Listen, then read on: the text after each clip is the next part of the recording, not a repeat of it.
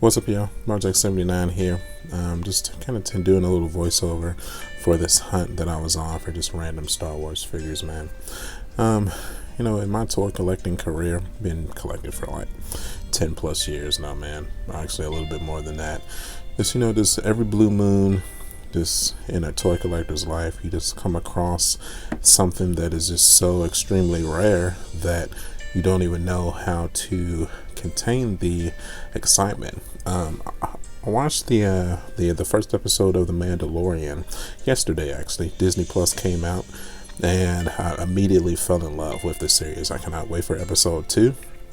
But I actually found this toy gem a few weeks ago, and I didn't even know if I even really wanted to make a video about it.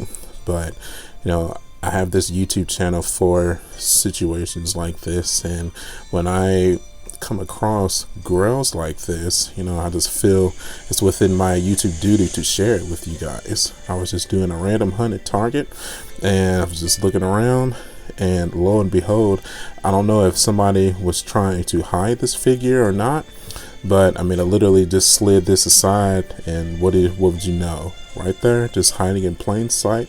Easily one of the rarest figures that I think I've ever seen. The Mandalorian, the Carbonized Graphite version. Unbelievable. So obviously I immediately picked it up, brought it home, added to the museum. I actually debated opening him up. No, that's insanity. There's no way I'm opening this guy up. But what I will do is give you guys an in-depth look at the box and give some close-ups of what he actually looks like. So yeah, man, so here's an in-depth look of the Mandalorian, the Carbonite version in the box. And it is legit.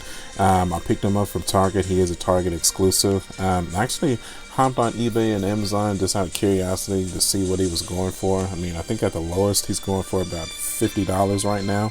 At the highest, I think I've seen him go for about $100. So definitely easily one of the rarest figures I've ever found out in the wild. So happy to have lucked up and found him, especially with the frustration that I've been getting with trying to locate the Marvel Legends Bro Thor line of figures. Just finding this just out in the wild kind of made that pain go away, man. I'm so happy to have this figure in my collection, and I seriously thought about opening this guy up and doing a full review for this guy, but nah, I think just the toy collector, that voice over top of your head is like, nah, man, you really need to keep this one sealed.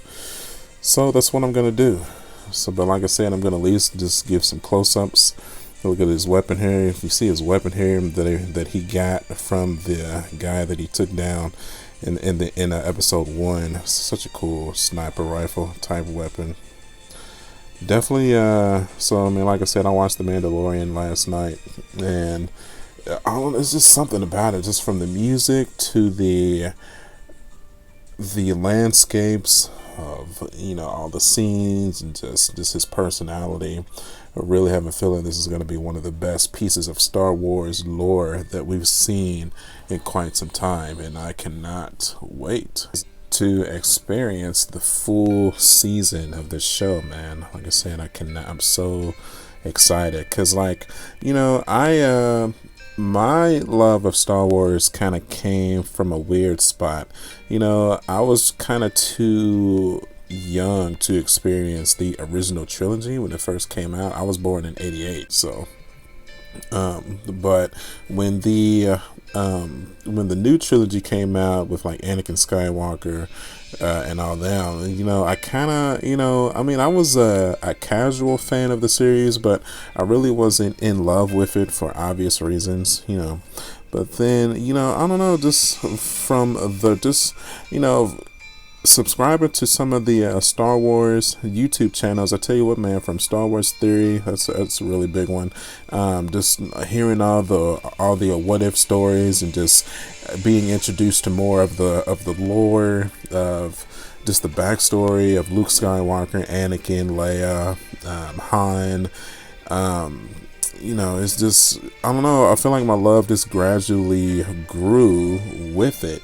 And from the accusation of Disney and the partnership, I mean, y'all know I'm obsessed with Disney World, so just getting to experience, you know, like Star Tours from that aspect. I mean, and the sad part is I have yet to experience Galaxy's Edge. I'm actually planning to make a trip to Disney World in February, so definitely stay tuned for that. But definitely, just my love for Star Wars. I mean, it grew. It was a slow love growing. You know, it definitely wasn't an instant passion that was just love at first sight, kind of for me, like DBZ or Mario. Star Wars was definitely like a slow growing process of passion that just developed over the years. And now I feel like I can definitely call myself a hardcore fan. You know, I mean, like, I care about the series, I care in what direction it goes in, I care if the movies don't do well, you know, I care about the side cartoon series. You know, I think that's what defines